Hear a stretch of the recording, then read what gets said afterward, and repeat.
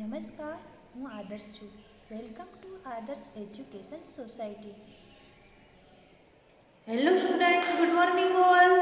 कैसे हो आप सब? आई होप आप अच्छे ही होंगे.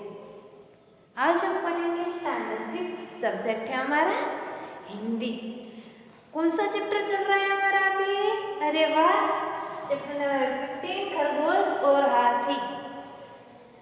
आपने खरगोश देखा है, उसके साथ खेले हो, उसको टच किया है? चलो थोड़े सा रिवीजन कर लेते हैं. हमारी इस कहानी में खरगोश और हाथी. चतुर कौन था? वेरी गुड, चतुर था खरगोश. बड़ा प्राणी कौन होता है? हाथी. इस कहानी की बात कर रहे हो. और छोटा खरगोश. फिर भी जीत कौन चाहता है? छोटा सा खरगोश. कैसे? हमने आगे सभी देखा. एक बार फिर कह देती हूँ. खरगोश होता है वह जंगल में रहता है, तालाब के किनारे रहता है, गीली मिट्टी में अपने बिल बनाता है और आसपास जो हरी हरी घास है सॉफ्ट सॉफ्ट वो खाता है. तभी जंगल में हाथियों का झुंड आ जाता है, समुदाय आ जाता है. वो खरगोश के घर दबा देता है, उसके ऊपर पानी डालते हैं, मस्ती करते हैं और खरगोश मर जाते हैं. अब खरगोश कहते हैं मैं तो इतना छोटा, हाथी इतना बड़ा बड़ा होता है तो मैं इसे कैसे निकालूं, उससे साथ लड़ तो नहीं सकता हूँ मैं. तब वह एक युक्ति सोचता है और उस युक्ति के अनुसार वो कहते हैं कि हम चांद के भांजे हैं, चांद हमारे मामा है. हम चांद पर ही रहते थे लेकिन कुछ भाई बहन हम धरती पर रहने आ गए हैं. हमारे मामा हमें रोज मिलने के लिए आते हैं तालाब में और वो आपसे बहुत क्रोधित है. क्यों भाई, क्यों क्यों क्रोधित है? क्योंकि उसके कई सारे भांजे ने आपने मार दिया है. तभी उसे कहते हैं कि रात को आ जाना, हमारे मामा आएंगे और आपसे क्रोधित है. तब भी तेज हवा चलती है, पूर्णमासी की रात है. पूर्णमासी किसे कहते हैं? हमारा चांद होता है वह पूरा का पूरा गोल होता है, उसे पूर्णमासी कहते हैं.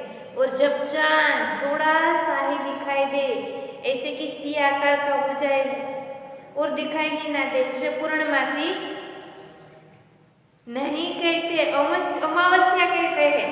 पूर्णमासी में चांद पूरा का पूरा गोल होता है, उसे पूर्णमासी कहते हैं. पूर्णमासी का गोल चांद तालाब में दिख रहा था. उसके लिए मैंने आपको एक स्टोरी भी बताई थी, खरगोश और शेर की. प्रतिबिंब पानी में दिखाई देता है और तेज हवा चल रही थी इसलिए पानी हिल रहा था. वैसे चांदा मामा भी हिल रहे थे प्रतिबिंब में. और सचमुच में हाथी डर गया और वहां से निकल चला. हम दूसरी एक ऐसी स्टोरी. उसके बाद क्वेश्चन 1 में मुहावरे थे जो मैंने आगे आपको बता दिया था. अब हम पढ़ने जा रहे हैं क्वेश्चन नंबर 3. चित्र देखकर कहानी लिखना है. तो चलो मैं चित्र में से ही आपको कहानी बनाना सिखाती हूँ. ओके. यहाँ पर चित्र देखकर कहानी कहो. तो हमें अभी कहनी है. कैसे कहेंगे? ये है पहला चित्र. चित्र नंबर 1. आपको क्या दिख रहा है? एक खरगोश है और एक कछुआ है. लेकिन हमें कैसे बनाना है? कहानी में पहले सेंटेंस आने चाहिए. एक जंगल था, उसमें एक खरगोश रहता था. यह है खरगोश. उसे अपनी तेज चाल पर बहुत घमंड था. खरगोश तेजी से दौड़ता है, वो तो आपको पता है ना. वो दौड़ने में बहुत ज़्यादा तेज है. उसके सामने देखो कछुआ है. उसी जंगल में एक कछुआ रहता था. तालाब में एक कछुआ रहता था. कछुआ कितना स्लो चलता है आपको पता है ना बच्चों. खरगोश उसकी धीमी चाल पर हंसता था. एक बार उसने कछुए के साथ दौड़ की शर्त लगाई. यहाँ पर देखो, कछुआ और खरगोश के बीच स्पर्धा हुई. ये स्पर्धा वाला पिक्चर है। तो जहाँ पिक्चर देखो वहीं से स्टार्ट नहीं करना है, उससे पहले मैं एक बार और रिपीट करती हूँ। एक जंगल था, उसमें एक खरगोश रहता था। उसे अपनी तेज चाल पर बहुत घमंड था। उसी जंगल के तालाब में एक कछुआ रहता था। खरगोश उसकी धीमी चाल पर हंसता था। एक बार उसने कछुए के साथ दौड़ की शर्त लगाई। क्या शर्त लगाई? कि कोई एक जगह निश्चित की जाती है, उस पर कौन पहले पहुंचेगा, जो पहले पहुंचेगा वह जीत जाएगा। अब हम जाएंगे दूसरे पिक्चर की ओर। देखो ये है हमारा दूसरा पिक्चर। उसमें क्या है? खरगोश भागा चला जा रहा है और कछुआ धीरे धीरे चल रहा है। तो दूसरे पिक्चर के अंदर हम क्या देखेंगे? दौड़ शुरू हुई। खरगोश ने कछुए को जल्दी से पीछे छोड़ दिया, क्योंकि आपने तो खरगोश को भी दौड़ते हुए देखा और कछुए को भी, लेकिन कछुआ बहुत धीरा है। आगे जाकर उसने देखा कि कछुआ तो बहुत पीछे है। उसने सोचा क्यों न थोड़ा सा आराम कर लूं। देखो ये है चित्र नंबर 3। क्यों न थोड़ा सा आराम कर लूं। यहाँ पर वह आराम कर रहा है। वह एक पेड़ के नीचे आराम करने बैठा। देखो वह आराम करते करते सो गया। थोड़ी ही देर में उसे झपकी आ गई और वह सो गया। जैसे कि हम बहुत थके हैं और पेड़ के नीचे ठंडी पवन में बैठते हैं तो हमें नींद आ जाती है, वैसे ही खरगोश को नींद आ गई। कछुआ धीरे धीरे चलता रहा, क्योंकि उसको पता था कि मैं तो धीरे धीरे चलूँगा तो मुझे आराम नहीं करना चाहिए। वह खरगोश को सोया हुआ देखकर चुपचाप आगे से निकल लिया। यह है पिक्चर नंबर 3। खरगोश सो गया है और कछुआ उसे यहाँ पर देखता है कि खरगोश तो सोया हुआ है। धीरे से वह चुपकी से निकल गया। वह खरगोश को सोया हुआ देखकर चुपचाप आगे निकल गया। खरगोश ने जाकर देखा कि कछुआ लक्ष्य तक पहुँच गया है। देखिए पिक्चर नंबर, ये है हमारा पिक्चर नंबर 4। कछुआ लक्ष्य तक पहुंच गया है। उसके हाथ में विजेता झंडी है। इस प्रकार कछुआ दौड़ में जीत गया और खरगोश हार गया, क्योंकि कछुआ जीत चुका है। घमंड का परिणाम बुरा होता है। हमें पता है कि हम तेज दौड़ सकते हैं, लेकिन हमें घमंड नहीं करना चाहिए। इसलिए इस कहानी से हमें सीख मिलती है, घमंड का परिणाम बुरा होता है। और कहानी का नाम भी दे सकते हैं, घमंडी का सर नीचा। कौन था घमंडी, कछुआ या खरगोश? आपको पता चल गया। एक बार फिर स्टोरी रिपीट कर देती हूँ आपको बताने के लिए। एक जंगल था, उसमें एक खरगोश रहता था। उसे अपनी तेज चाल पर खूब घमंड था। उसी जंगल के तालाब में एक खरगोश रहता था, एक कछुआ रहता था। खरगोश उसकी धीमी चाल पर हंसता था। किसकी धीमी चाल पर हंसता था? कछुए की। एक बार उसने कछुए के साथ दौड़ की स्पर्धा लगाई। कछुए और खरगोश के बीच स्पर्धा हुई। दौड़ शुरू हुई। खरगोश ने कछुए को जल्दी ही पीछे छोड़ दिया। देखिए यहाँ पर कछुआ पीछे रह गया है। आगे जाकर उसने देखा कि कछुआ बहुत पीछे है। उसने सोचा क्यों न आराम कर लूं। देखो वह आराम करने के लिए लेट गया है। वह एक पेड़ के नीचे आराम करने बैठा।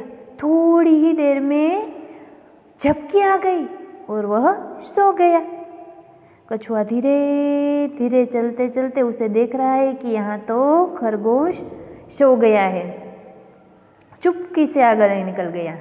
खरगोश ने जाकर देखा तो कछुआ लक्ष्य तक पहुंच चुका था और कछुआ जीत गया था। तो कहानी का नाम क्या है बच्चों? घमंडी का सर नीचा। और सीख भी यही मिलती है कि घमंड का परिणाम बुरा होता है।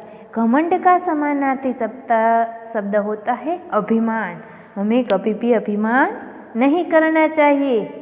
आप इस कहानी से क्या सीखोगे कि हम कभी अभिमान नहीं करेंगे, चाहे हमारी हैंड राइटिंग गुड हो या शिक्षक जो यानी कि अध्यापक जो हमें कहते हैं वो जल्दी से याद रह जाता है, कोई हमें पूछने बार बार आता है तो हमें उस बात का घमंड नहीं करना चाहिए, क्योंकि कब वह आगे निकल जाए हमें पता ही नहीं चलेगा। चलो ये स्टोरी में से मैं आपको कुछ क्वेश्चन आंसर करती हूँ, आप आंसर दोगे ना। खरगोश को किस बात का घमंड था बच्चों? खरगोश को उसकी तेज चाल पर घमंड था। नंबर 2, कछुआ कैसे चलता है? गुड, कछुआ धीरे धीरे चलता है।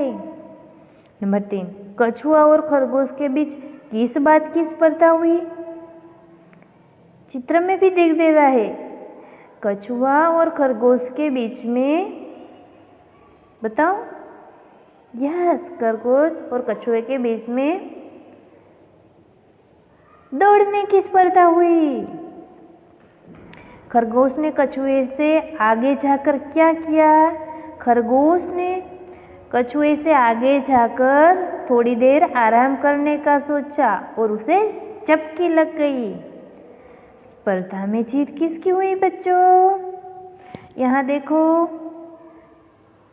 स्पर्धा में जीत कछुए की हुई। इस कहानी में हमें क्या सीख मिलती है कि हमें कभी घमंड नहीं करना चाहिए। चलो थोड़े बहुत समानार्थी शब्द और विलोम शब्द भी आपको मैं कह देती हूँ। जंगल का समानार्थी होता है वन। तालाब का समानार्थी होता है झील, सरोवर होता है ना। उसका अर्थ कहो या समानार्थ कहो, शब्दार्थ कहो या समानार्थ कहो, दोनों एक ही होते हैं। थोड़े विलोम शब्द बता देती हूँ। आगे का विलोम होता है पीछे, थोड़ा का विलोम होता है ज्यादा, और कई सारे विलोम शब्द इसमें हैं। आपको समानार्थी शब्द और विलोमार्थी शब्द लिखना है। जैसे कि जंगल का वन होता है, वैसे ही जीत का विलोम हार होता है। ऐसे कई सारे शब्द है। धीरे का तेज विलोम होता है ना। Very good. आपको इस कहानी अपने वर्कशीट में लिखनी है और आपको जो वर्ड दिए जाएंगे उसके ऊपर से सेंटेंस बनना है नहीं। जैसे कि कछुआ, कछुआ मैंने कहाँ पर देखा था, वो सेंटेंस बना सकते हो। कछुआ पानी में रहता है। खरगोश के ऊपर से सेंटेंस बनाना है तो खरगोश बहुत नरम होता है, खरगोश सफ़ेद रंग का होता है। और तालाब, हमारे पास में एक तालाब है। मैं कई सारे वर्ड दूंगी, आपको उसके ऊपर से सेंटेंस बनाने आएंगे ना। Okay, very good. Thank you for joining us.